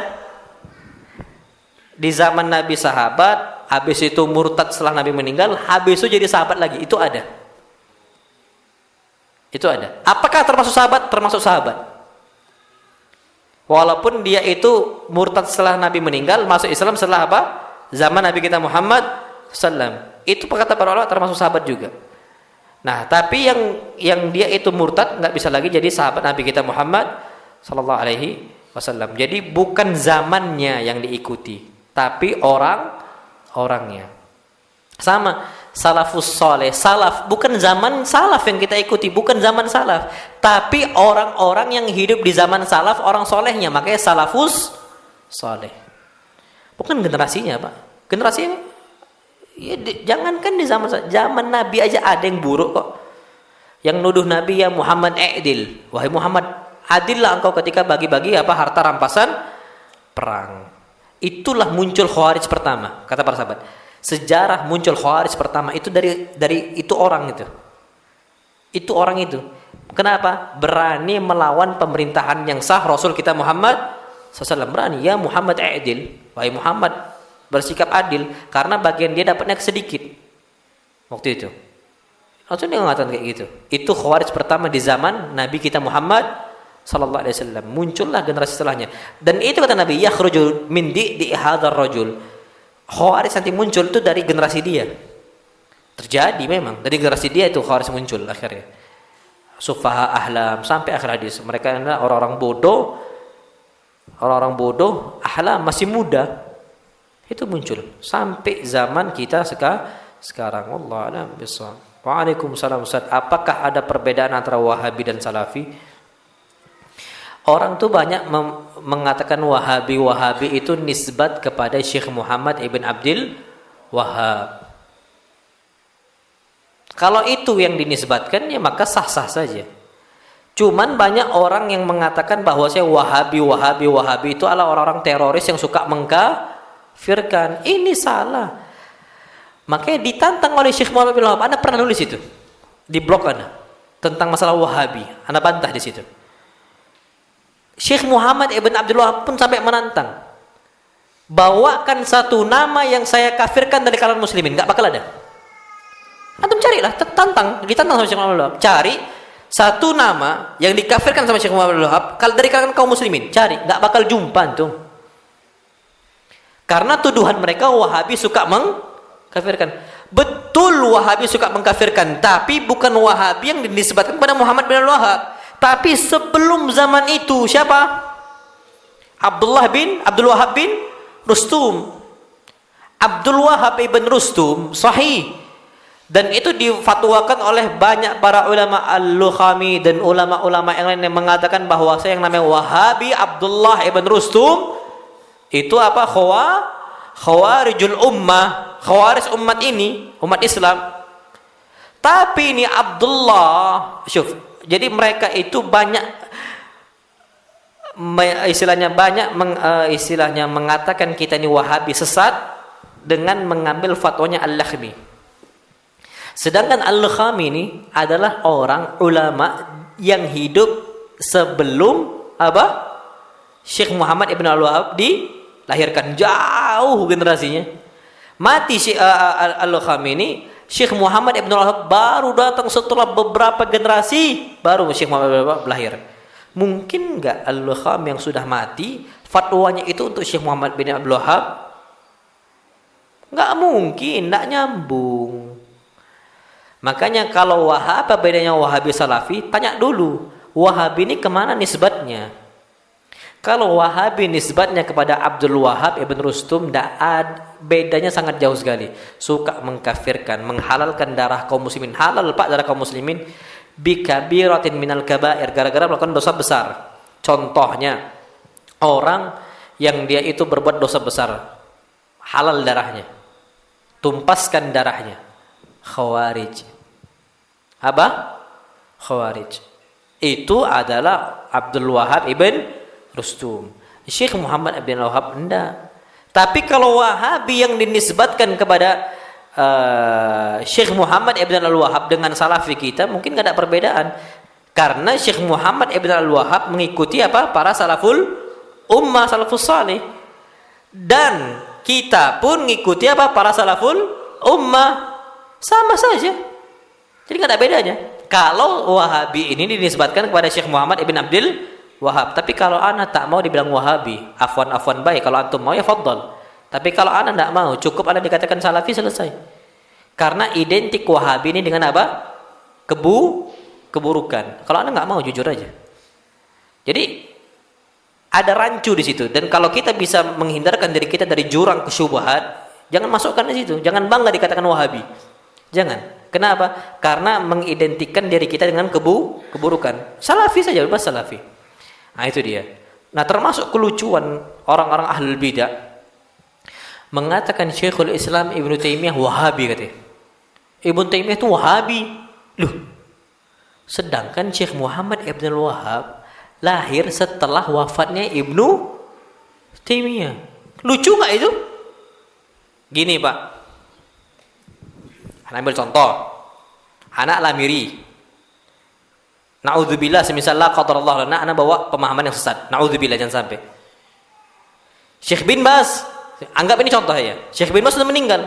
Tiba-tiba dikatakan, ini Ibn Baz ini Amiriyun katanya. Harusnya wajar nggak? Masuk nggak di situ? Nggak masuk lah. Gimana masuk? Sesuatu hal dinisbatkan kepada suatu hal yang sebelumnya. Baru masuk. Syekh Muhammad ibn Abdul Wahab Taimi masuk.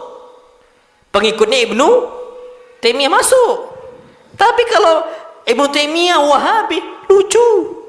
Berarti nggak tahu sejarah kelahiran ulama. Malu mereka itu Pak pas tahu sejarah itu. Oh, rupanya Ibnu Taimiyah dulu. Banyak baru tahu itu Pak. Kan lucu. Jadi yang harusnya Syekh Muhammad ibn Al-Wahhab ini Taimi, kan gitu. Harusnya apa? Taimi, pengikut Ibnu Taimiyah. Bukan Ibnu Taimiyah Wahabi. Cuman mereka ini mau mengidentikan sesuatu hal kepada Ibnu Taimiyah dengan hal yang buruk. Wahabi tadi, Pak. Mereka nggak mau mengatakan Abdul Wahab, Syekh Muhammad bin Wahab, ini Taimiyah, nggak mau. Taimiyah ini masih bagus. Tapi kalau Wahabi apa? Buruk. Nasallallahu alaihi wasallam. Jadi kalau ada nggak beda Wahabi sama Salafi, ya tergantung Wahabi ini kemana dulu, gitu loh. Itu yang perlu kita ketahui. Na'amullah ana bisawab. Mengapa kita mau dikatakan Wahabi padahal kita Salafi? Ana nggak mau, afwan. Kalau ana tak mau sampai yang dimaksudkan oleh Syekh Muhammad ibn Abdul Wahab, ana nggak mau. Kenapa? Balik lagi karena istilah Wahabi itu rancu. Kalau rancu apa namanya? Syubhat. Ana nggak mau diidentikan dengan suatu hal yang buruk. Makanya Allah berfirman dalam Al-Quran Karim aslinya cukup huwa sammakumul muslimin. Allah yang menamakan kalian dengan apa? Muslim, bas muslim tok. Cuman kalau zaman sekarang muslim ini ada banyak kelompok, ada banyak pemikiran, ada banyak keyakinan. Jadi perlu untuk dijelaskan lagi. Kayak macam pondok ana. Pondok dulu Pak Syekh, pondok Imam Al-Albani dulunya apa? Pondok Al-Islam. Ada nanya, Al-Islam ini pondoknya manhajnya apa? Ahlus Sunnah wal Jamaah pemahaman salaful ummah. Kan capek jelasin berkali-kali. Akhirnya ganti nama langsung Syekh Muhammad ibn Al-Imam Al-Albani rahimahullah. Kalau Imam Al-Albani langsung apa? Salafi. Walaupun ada sebagian yang mengatakan Wahabi, terserah mereka. Kalaupun ada. Tapi maksudnya orang sudah tahu, oh ini larinya ke salafus salih. Jadi seperti itu. Jadi memang Allah alam bisawab, kalau ana nggak mau dibilang Wahabi. Kalau ana. Tapi kalau Wahabi yang dimaksudkan Salafi, ya Salafi namanya. Cuman jangan sampai kita ini terlena dengan penamaan. Karena banyak orang-orang itu menggerogoti umat dengan penamaan. Wahabi. Nah, Wahabi nggak bisa, sekarang apa? Salafi, Salafikir, Salafi. Wah, banyak sekarang Pak diidentikan dengan satu hal yang buruk. Hah? Iya, wallah banyak sekali istilah-istilah seperti itu. Nah, fadhal yang lain kalau ada. Itu Ustaz, saya juga pernah mendengar karena kita kan itu si Abdul Wahab itu dikatain jelek oleh saudaranya sendiri, si Sulaiman. Katanya kita dengar-dengar. Iya. Itu pernah Ustaz baca perkataan Sulaiman atau ada saksi lain selain Sulaiman menjelekkan Muhammad bin Abdul Wahab At-Tamimi itu. Mungkin ada. Apa yang dikatakan itu sehingga seorang dai itu kenapa Wahabi itu jelek, Wahabi Muhammad bin Abdul Wahab At-Tamimi itu karena membaca kitab Sulaiman itu saudaranya itu. Nah, kebenarannya benarnya, fakta itu benarnya. Mungkin bisa terjadi itu ada, cuman sampai sekarang bukti otentiknya Allah alam bisawab. Karena banyak sekali orang menuduh suatu hal yang mustahil. Jadi gini, ketika sebelum menuduh itu kita harus Bukan salah baca kitab. Kita ini kan orang yang baca kitab, ikuti kitab itu kan. Kata kitab ini. Iya, Beda kalau kita ini orang Rasulullah mungkin paham kita lah. Iya, Jadi sepaham dan iya. salah itu. Iya. Maksud saya orang-orang itu yang kadang Iya. kita sedikit kok tapi dia ini sebenarnya berilmu dapat jelek itu karena ada kitab itu. Dia baca kitab. Iya. Sulaiman itu. Iya. Jadi Abdullah At-Tamimi kan Iya. Abdullah Rustum itu. Rustum, nah. Abdullah At-Tamimi. Dikatain jelek oleh saudaranya sendiri. Iya. Katanya. Itulah yang Nah. membuat orang Wahabi. Iya. Salafi itu Wahabi seperti itu. Nah. Kita tetap tegar di sini ya. Iya. Nah, kalaupun anggaplah itu benar, tapi satu hal penjelekan saudara kepada saudaranya itu satu hal yang biasa. Lah, jangankan saudara dengan saudara, anak ke bapak aja beda keyakinan. Siapa? Nabi Ibrahim dengan siapa bapaknya? Azar, ma'ruf dalam Quran disebutkan. Itu jelas dalam Al-Quran Karim. Beda keyakinan, beda pemahaman. Satu muslim, satu kafir, jelas-jelas kafirnya. Cuman yang kedua, buktinya itu otentik enggak? Sama sekarang Masya Allah. Antum tahu kitab Al-Ibanah? Al-Ibanah karangan siapa? Abul Hasan Al-Asy'ari. Yang lucu orang-orang Asy'ariyah nuduh Salafi ini memalsukan kitab siapa? Abul Hasan Al-Asy'ari. Karena Al-Ibanah ini sebuah kitab pengakuan Abul Hasan Al-Asy'ari berlepas diri dari pemahaman apa? Kullabiyah Asy'ariyah dia. Dia berlepas diri dan dia berpegang kepada madhabnya dan manhajnya Imam Ahmad ibn Hanbal rahimahullah. Dia tetapkan sifat Allah sebagaimana yang layak bagi Allah SWT. Dia nggak menafikan, dia nggak mentakwil, dia tidak menolak, mentaktil. Dia tetapkan sebagaimana itu layak untuk siapa? Allah SWT. Apa kata mereka? Wahabi memalsukan kitab Abul Hasan Al-Asy'ari. Terjadi itu. Cuman sekarang buktikan dengan otentik. Kenapa? Kita belajar kitab Al-Ibanah bisanad. Pakai apa? Sanad. Ana dari fulan, dari syekh kita, dari syekh kita, dari syekh kita, syekh kita, syekh kita, syekh kita, syekh kita, sampai Abul Hasan. Nyambung, Pak. Kalau dipalsukan jumpa itu. Antum tahu kan di salah satu ustadz yang salah baca Sahih Bukhari. Tahu kan? Antum tahu nggak itu? Ustadz Asy'ari salah baca kitab Sahihul Bukhari. Antum nggak tahu itu? Sampai mereka mengatakan ini,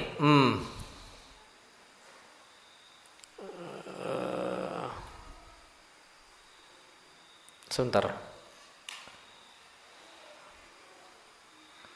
Yang illa mulkahu, yang aslinya illa malikahu. Dari mana kita tahu beda malikahu sama mulkahu? Pembacaan sanad. Kita baca sanad nih, hadatsana kata illa malikah, guru ke murid, murid ke muridnya, murid ke murid. Yang betul bukan illa mulkahu atau illa mulku, yang betul apa? Illa malikahu. Antum buka di YouTube ada kan? Yang bantah Ustaz siapa? Dzulqarnain. Nah, Makassar sahih. Antum buka. Kenapa guru kita nyampaikan ke kita illa malika? Itu pentingnya sanad. Sama juga kitab Abul Hasan Al-Asy'ari. Kalau memang dipalsukan, loh kan kita ada sanadnya. Kita nggak ngambil dari matbu yang dicetak. Enggak. Kapan dicetak salah?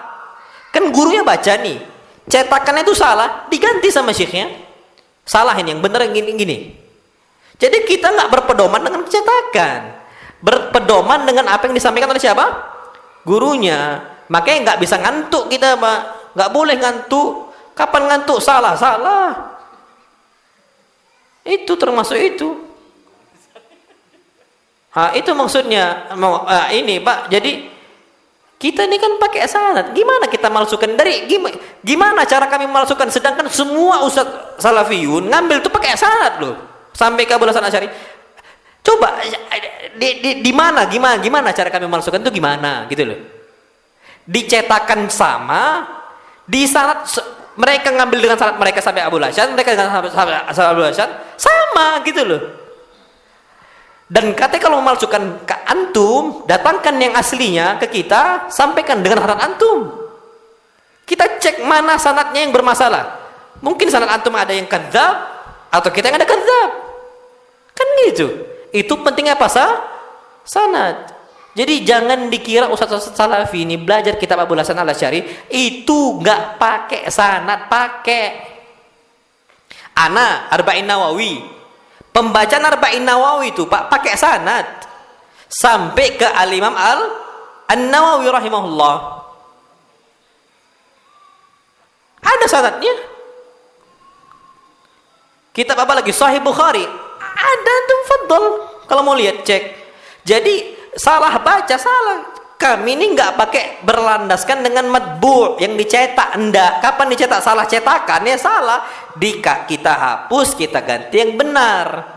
Itu pentingnya sanad. Ngerti nggak Pak sampai sini? Jadi tuduhan gitu loh. Jadi gimana kami cara memalsukannya itu gimana? Sedangkan kami ngambil dari guru, guru ngambil dari guru, guru ngambil dari guru, guru ngambil dari guru. Masa iya semua guru itu memalsukan? Ana dari Ustadz Fulan beda jalur periwatan itu Pak. Yakin Ana beda? Yakin beda? Yakin beda? Gimana caranya? Masa iya semua itu jalur ini mereka malsukan, jalur ini memalsukan? Masa iya seluruh penjuru dunia saling memalsukan? Gak masuk di akal gitu loh. Paham nggak Pak sampai sini? Ketahuan kitab itu dipalsukan atau enggak, muzawwar namanya. Muzawwarnya dipalsukan. Itu dari sanad tadi. Dari apa? Sanad. Ana ambil contoh. Ana ngajar Syama'il Muhammadiyah di Al-Albani. Ngajar ana Syama'il Muhammadiyah. Murid ana si Muslim itu sering, Ustaz, ini berarti salah saja. Iya salah. Jadi terjemahan nih Syama'il Muhammad itu banyak salahnya, teks Arabnya banyak salahnya. Banyak salahnya. Berapa kali salah? Dan salah terjemahan juga ada.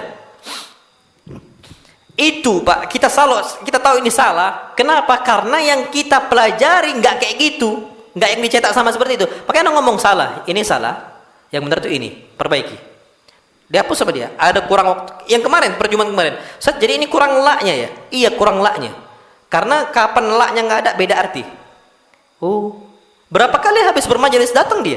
Nanya sama ana. Ustaz, jadi ini salah ya? Salah, ganti. Kenapa kita tahu salah?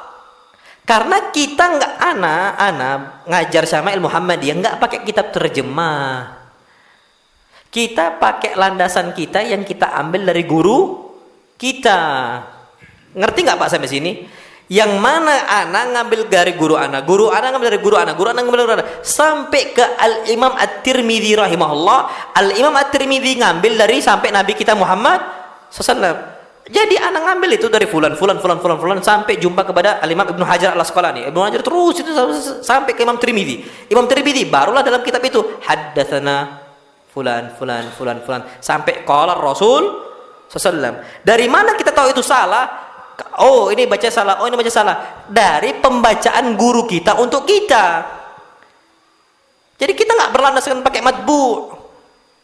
Jadi banyak satu, makanya sanad itu penting Pak. Makanya ana banyak ngambil sanad seperti itu.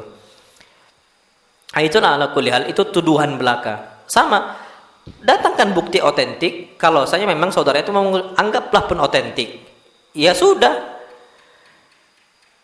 Perbedaan antara abangnya atau saudaranya Syekh Muhammad Ibn Wahab dan Syekh Muhammad Ibn Wahab itu tidak merusak kehormatan Syekh Muhammad Ibn Abdul Wahab, sebagaimana perbedaan keyakinan antara Ibrahim dengan bapaknya tidak merusak kehormatan Nabi kita Ibrahim alaihis salam. Bukan berarti oh Ibrahim ini orang durhaka sama orang tua dan enggak lah. Yang kita ikuti adalah orang yang di atas kebenaran. Anggap pun Syekh Muhammad Ibn Abdul Wahab ini salah, anggaplah salah. Kita nggak bakal ikuti Syekh Muhammad Ibn Abdul Wahab, karena banyak juga orang kenal sunnah Nabi SAW, salafiyun, tidak pernah kenal siapa? Syekh Muhammad bin Abdul Wahab. Nggak pernah kenal dengan pembagian tauhid menjadi tiga. Mereka nggak tahu tauhid rububiyah, uluhiyah, asma wa sifat. Ibnu Qayyim aja nggak membagi dengan tiga. Tapi maksudnya sama. Pembagian itu cuma cara memudahkan saja. Karena di zaman Nabi belum ada dibagi-bagi. Ngerti nggak pas sampai sini? Ah itu dia. Jadi Syekh Muhammad Ibn Abdul Wahab, banyak orang yang kenal sunnah sampai salah satu ustadz Malaysia ngomong, kenapa pula kalian tuduh saya ini Wahabi? Sedangkan satu pun kitab Syekh Muhammad Ibn Abdul Wahab tak pernah saya baca, belum pernah saya baca. Karena beliau kenal sunnahnya bukan dari jalur periwayatan siapa? Syekh Muhammad Ibn Abdul Wahab. Antum belajar kitab tauhid itu Pak nyambung sampai ke Syekh Muhammad Ibn Wahab, nyambung sampai Syekh Muhammad Ibn Wahab. Jadi tahu mana salah, mana benar dan sebagainya. Karena cetakan matan itu banyak yang salah juga. Ngerti nggak Pak sampai sini? Ah itu dia. Jadi tuduhan itu buktikan kalau itu memang otentik. Kalaupun otentik memang betul adanya seperti itu, perbedaan itu terjadi, tak mengurangi kehormatan Syekh Muhammad Ibn Abdul Wahab. Jadi seperti itu. Nah, wallahu a'lam bishawab. Ada lagi? Udah ya? Baik. Kurang lebih mohon maaf. Insyaallah kita akan lanjutkan berikutnya. kisah awal munculnya pertama kali bidah. Itu udah ada loh sejak zaman Nabi, dan Nabi perangi itu. Nabi lawan kebid'ahan itu.